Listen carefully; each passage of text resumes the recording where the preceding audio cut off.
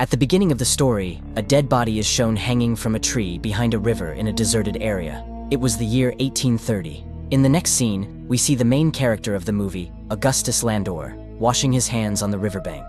Landor is a retired policeman who, after retirement, lives in a small house built beside the river. Then, some people from a military academy come to meet Landor. Actually, the dead body shown at the beginning of the movie belonged to a student of that academy, and they wanted Landor to investigate the case. Landor had solved many complicated cases during his time in the police force, which earned him great respect from the top officials of the city. Because of this, the captain of the academy personally came to his house to pick him up. After reaching the academy's office, the captain praises Landor, saying that the governor himself has decided to bring Landor in to solve the case. Although Landor was a very successful policeman, in the past few years, he had faced a mountain of sorrow in his personal life. His wife had died 3 years ago, and his daughter had run away from home with someone. Because of this, he began to feel very lonely. Due to his loneliness, Landor started drinking and became dependent on alcohol.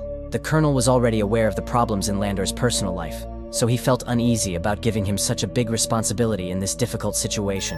However, putting his personal problems aside, Landor asks the colonel the reason for calling him there. The colonel tells him that a student of the academy named Fry had committed suicide the night before, but that wasn't what was troubling the colonel and the captain. The real problem was that when Fry's body was brought to the hospital, someone had removed his heart from his chest. After this, the colonel takes Landor to the hospital where Fry's body is kept. Dr. Marquise, who is examining the body, explains to Landor how an unknown criminal had cut open the chest with a knife and cleanly removed the heart. Removing a heart from a person's chest is not an easy task. Landor asks the doctor whether a normal person could do this, or if it requires a surgeon. The doctor replies that if someone has knowledge of the human body, they could also remove the heart, so being a surgeon isn't necessary. After that, Landor first goes to the spot where Fry had committed suicide. There, along with the captain, is the soldier who first discovered Fry's body. When Landor questions the soldier, he says that while patrolling the area last night, he heard someone screaming. When he followed the sound, he found Fry's body hanging from a tree. The soldier further says that Fry was hanged last night, but his feet were still touching the ground. Hearing this, Landor asks him if he saw anyone else nearby. The soldier replies, no. Landor then smiles and tells him he can leave. After this, Landor and the captain return to the hospital. Landor examines the body himself and discovers a deep wound on the back of Fry's head. He also finds injuries on Fry's hands, which were probably caused when he tried to free himself while being hanged. From this, it can be assumed that Fry didn't kill himself, but someone forcibly hung him on the tree. Meanwhile, the doctor arrives. When Landor and the doctor look at the injury on Fry's head, the doctor is surprised that he didn't notice such a serious wound before. Then, Landor and the doctor open Fry's clenched fist and find a piece of paper inside with some letters written on it. The doctor is shocked that such important information had escaped his attention. The paper Landor found could be a big clue. He takes the letter and prepares to leave, but the captain stops him. The captain asks Landor to investigate the case secretly. He doesn't want the academy's reputation to be ruined because of Fry's murder. He also strictly warns Landor not to drink any alcohol until the case is solved. Landor had already become infamous in the city as a drunkard. After agreeing to all of the captain's conditions, Landor begins his investigation. He returns to the place where Fry's body was found and starts searching for clues. While investigating, a student from the academy shows up. The cadet's name is Edgar. Edgar tells Landor that he has also been trying to investigate Fry's case in his own way, and he believes that Fry's killer is a poet. Saying this, he leaves. Later, Landor questions the constable who was guarding Fry's body in the hospital when the heart was stolen. The constable tells Landor that he was on duty until 2:30 a.m. At that time, an officer came and discharged him. However, because it was dark, the constable couldn't see the officer's face. Landor is surprised to hear this. The constable also mentions something strange. He noticed that the officer didn't have a rank badge on his shoulder, which is normally a matter of shame for any officer. This makes Landor even more puzzled, so he goes to a bar to calm his mind. Landor knew the bartender, Patsy, very well. Today, Patsy was feeling a bit upset. When Landor asks her the reason for her worry, Patsy tells him that she knew Fry very well and is very saddened by his death. She adds that only a few special people in the academy knew about Fry's death. Landor is surprised and asks Patsy how she came to know about the incident. Patsy points to a man sitting in the bar. Landor sees that it's none other than Edgar, the same person who had told him that Fry's murderer was a poet. Landor asks Edgar why he said that. Edgar, in his poetic style, says that only a poet could think of committing a crime like stealing someone's heart. He adds that he himself is a poet, so he knows how a poet thinks. Landor realizes that Edgar is speaking under the influence of alcohol. As Landor is about to leave, Edgar stops and tells him a secret. Some time ago, Fry had a fight with his roommate, but no one knows what the fight was about. The next day, Landor and the captain bring in 2 soldiers for questioning. One of them was Fry's roommate. Landor asks him about the fight between him and Fry. The roommate replies that there was never a serious fight between them. He says that Fry had fallen into bad company, and he was only trying to guide him back onto the right path.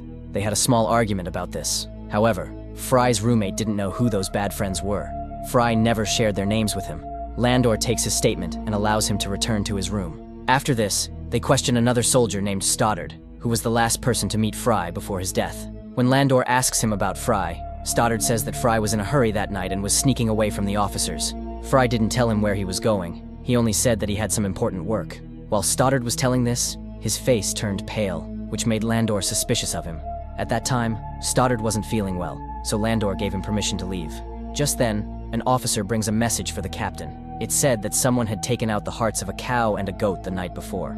After reading this news, the captain becomes furious and, to prevent any more killings, he declares a complete lockdown of the academy. However, Landor and Edgar meet outside the academy, ignoring the rules. Landor had assumed that Edgar must have known Fry well, but Edgar says he had never even met Fry. Landor then proposes working together to solve the case. Edgar immediately agrees. After that, Landor gives him the letter found in Fry's hand and asks him to try to understand and complete the incomplete words written in it, then leaves. That night, Edgar visits Landor's house and tells him he has decoded part of the letter. According to the letter, the killer had written it himself and invited Fry to the place where he would be killed, under the pretense of some important work. This clearly meant that Fry knew the killer well. That's why he agreed to meet without hesitation. Landor is very impressed by Edgar's observation, but there were still some incomplete parts in the letter, so Landor and Edgar work together to decode them. After trying for a long time, they conclude that the person who sent the letter was likely a woman. They believe that a young boy would only leave the academy at such a late hour for a woman. Edgar tells Landor that if the killer is a woman, then he might have seen her before. Edgar then shares a secret about his life. He says that his mother died 20 years ago, but her spirit still talks to him. She recites poems to him every night, which Edgar writes in his diary. One morning he wrote a poem about a sad girl who had committed a crime. That same morning, Edgar saw a girl outside his window who looked exactly like the one described in the poem. That's why Edgar thought that the girl might be the killer. He says he only saw the girl once. However, all of this sounds unbelievable to Landor, and he begins to think that Edgar is mad. Later that night, while Landor is in the arms of the bartender Patsy, he asks her about Edgar. Patsy tells him that Edgar is a good boy, and he has no one in this world. That's why he feels his mother's presence in everything, just to feel like she's still with him. Hearing this, Landor feels very sorry for Edgar, because he understands what it's like to be alone in the world. The next day, while Landor is investigating something at the hospital, a thought strikes him. Why would someone want to keep another person's heart? After thinking deeply, Landor begins to believe that this murder may be connected to black magic. He writes a letter to Edgar, asking him to meet at an old, deserted house. By chance, Landor finds evidence of black magic in the house, along with a demonic symbol. By the time Edgar reaches there, Landor finds out that the killer was taking out the hearts of people and animals for black magic rituals. After learning this, Landor and Edgar immediately go to one of their friends who knows a lot about black magic. Landor's friend tells him to take out a book from the bookshelf.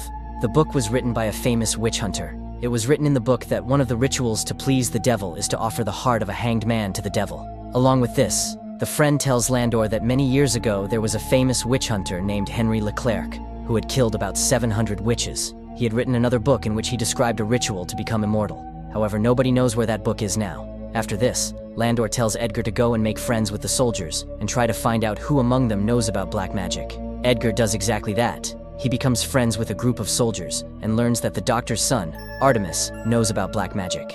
On some excuse, Edgar meets Artemis and becomes friends with him. One day, Artemis invites Edgar to a party. Edgar tells everything to Landor as well. From then on, Landor and Edgar start investigating Artemis together. That night, Edgar goes to Artemis's party, where some of Artemis's friends are also present. Edgar befriends them by reciting colorful poetry to them. While talking, Edgar learns that Artemis and his friend Bellinger both knew Fry very well. He also finds out that Fry was in love with Artemis's sister, but she betrayed him in love. On the other hand, while Landor was sleeping, he heard someone crying. When he gets closer, he sees his own daughter crying there. She was crying a lot, but she disappeared the very next moment. Landor becomes very upset and starts crying, remembering his daughter. Since the separation from his daughter, such emotional incidents had become common for Landor. The next morning, during Fry's funeral, Fry's mother comes to Landor and gives him Fry's diary. hoping it would help with the investigation. Everything inside the diary was written in a secret code. Understanding what was written in it was not an easy task, but Landor starts trying to decode it. Meanwhile, Edgar becomes friends with Artemis's sister, Leah, the same girl he had seen outside his window the morning he was writing the poem his mother told him. Edgar invites Leah to meet him at a deserted place so that he can investigate her. But after seeing Leah's beauty and innocence, Edgar himself falls in love with her. Suddenly, Leah starts suffering from epilepsy. She falls to the ground and starts writhing in pain. Seeing this, Edgar gets extremely scared.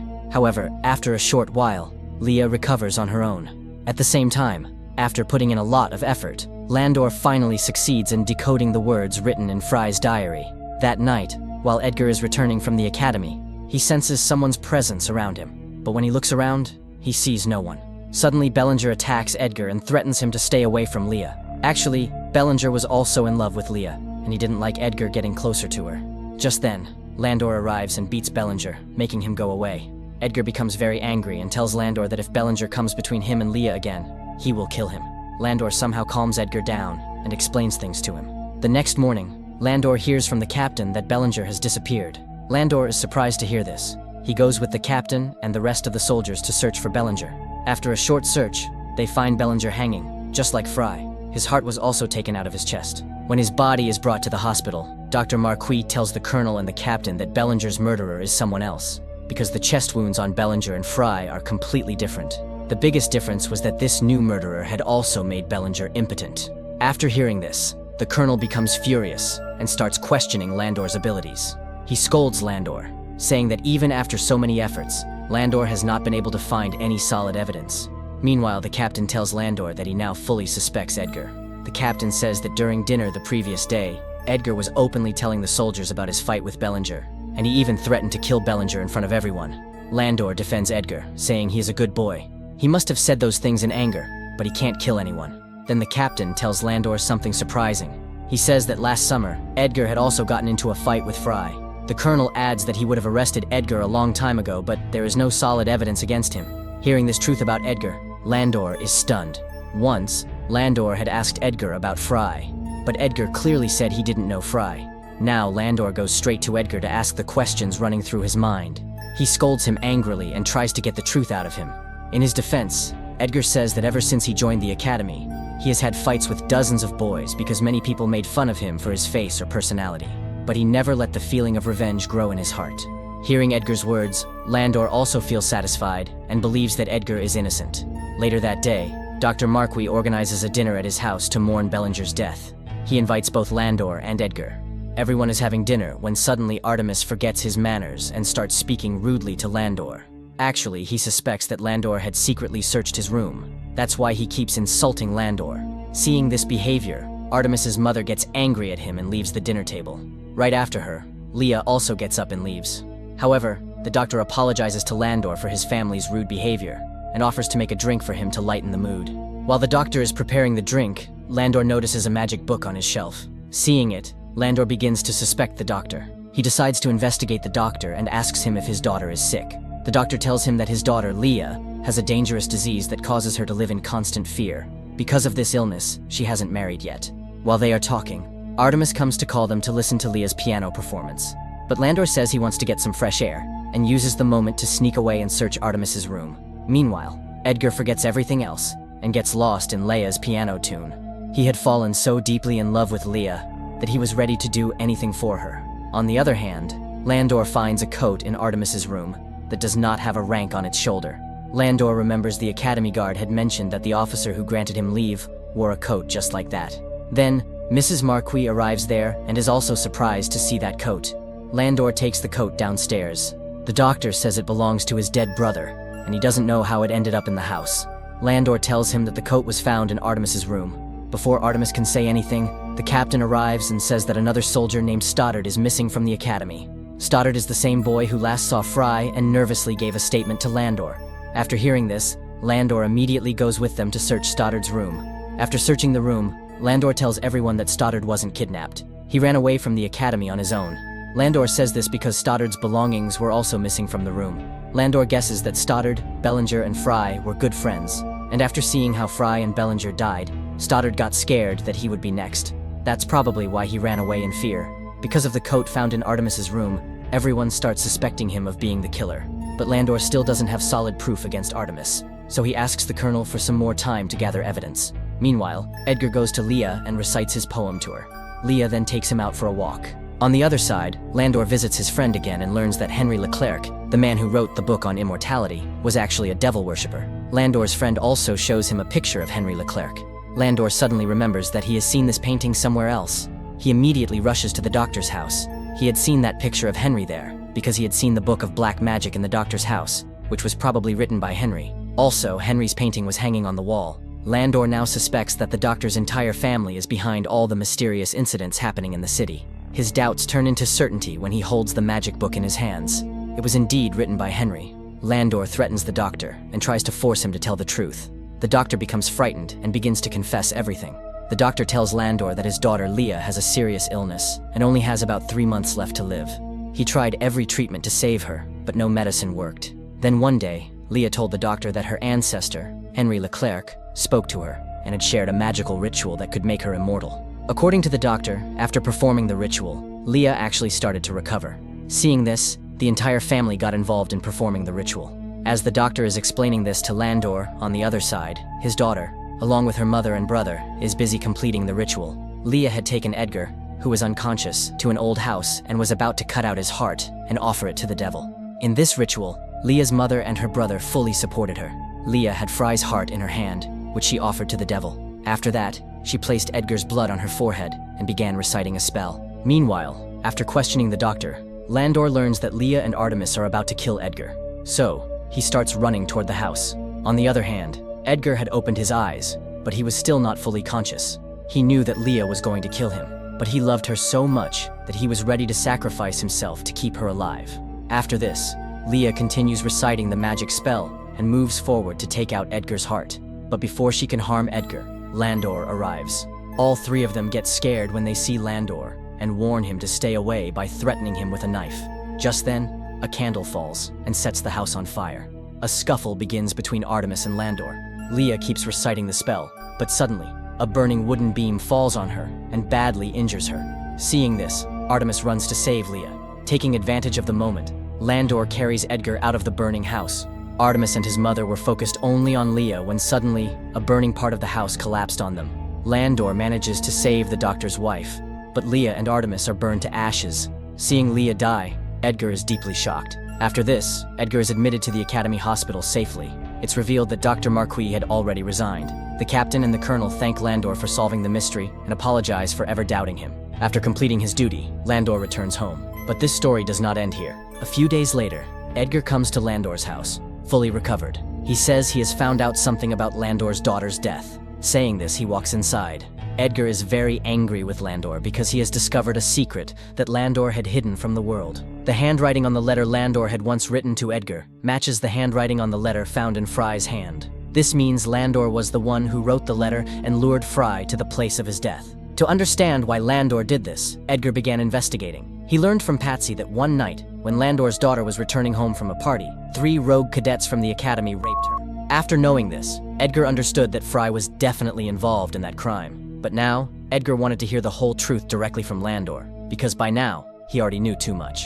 So, Landor began telling him everything. Actually, Landor's daughter hadn't run away with anyone. Because of the terrible crime committed against her, she had taken her own life by jumping off a mountain. To get revenge, Landor had been secretly looking for the culprits. He had already received Fry's locket from his daughter, so Landor knew that Fry was one of the 3. To kill Fry, he wrote a letter in Patsy's name and called Fry out of the academy. Then, Landor knocked him unconscious with his weapon, and later hanged him from a tree. He had also asked Fry for the names of the other 2 boys, but Fry didn't reveal anything. Then, Landor heard someone approaching, and he had to run away. Landor was lucky, because that same night, the doctor had taken out Fry's heart for a black magic ritual. It felt as though even God was helping Landor in punishing his daughter's rapists. Even the colonel had chosen Landor to investigate Fry's death. Landor took advantage of that and claimed it was a case of black magic to hide his own crime. He then worked to frame the doctor's family, who were already obsessed with superstition. To make the whole case look like black magic, Landor had removed the hearts of animals himself. While decoding Fry's diary, Landor discovered the name of the second culprit, Bellinger. After that, he killed Bellinger and took out his heart too, so that it would seem like another black magic ritual, just like Fry's murder. Landor had beaten Bellinger and forced him to reveal the name of the third culprit, Stoddard. But before Landor could kill him, Stoddard ran away from the academy in fear. Edgar asks Landor why he didn't punish Stoddard. Landor replies that he no longer has the courage to commit another murder. He only hopes that wherever Stoddard is, he lives with guilt for the rest of his life. In this way, Landor very cleverly took revenge while fooling the entire military academy. And Landor didn't regret what he had done, because he did it all for his daughter. But Edgar's heart was shattered by Leia's death. That's why he takes Landor's letters to the Colonel as evidence. But then he realizes that this punishment wasn't enough for the monsters who had done such a horrible thing to Landor's daughter. Thinking this, Edgar burns the evidence. After all this, Landor had nothing left, except the memories of his daughter. That's why, in the end, he goes to stand at the top of the mountain, to reunite with his family, friends,